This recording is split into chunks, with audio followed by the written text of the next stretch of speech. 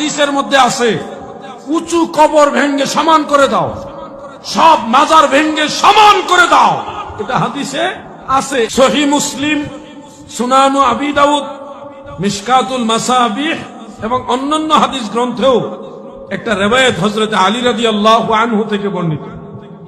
তিনি একজন তাবেঈকে বলছেন, আমাকে আল্লাহ রাসূল সাল্লাল্লাহু আলাইহি সাল্লাম যেই কাজ করার জন্য আদেশ দিয়েছিলেন, আমি তোমাকে সেই কাজ করার জন্য আদেশ দিচ্ছি, যে মূর্তি পেলে ভেঙ্গে চুরমার করে দিবে, আর উঁচু কবর পেলে সেটা ভেঙ্গে সমান করে দিবে। মানে উঁচু কবর ভেঙ্গে সমান করার আদেশ আল্লাহ রাসূল সাল্লাল্লাহু আলাইহি সাল্লাম দিয়েছেন। এটা সহিহ হাদিস। সাফার দাঁত ফলায়া দেব দিরা এখনো শাহজালালের উত্তর শুরুমিয়া চিন্তা আছে। যারা ঘরের কোনাক বৈশা বৈশা বলে মাজারটা ভাঙ্গা লাইতা আইও না মানতা, সুরমা নদীর কোনায় কানায় ঠ্যাং ভাঙ্গা ফলাই দেব। সাবধানে কথা কও, সাবধানে কথা বলো।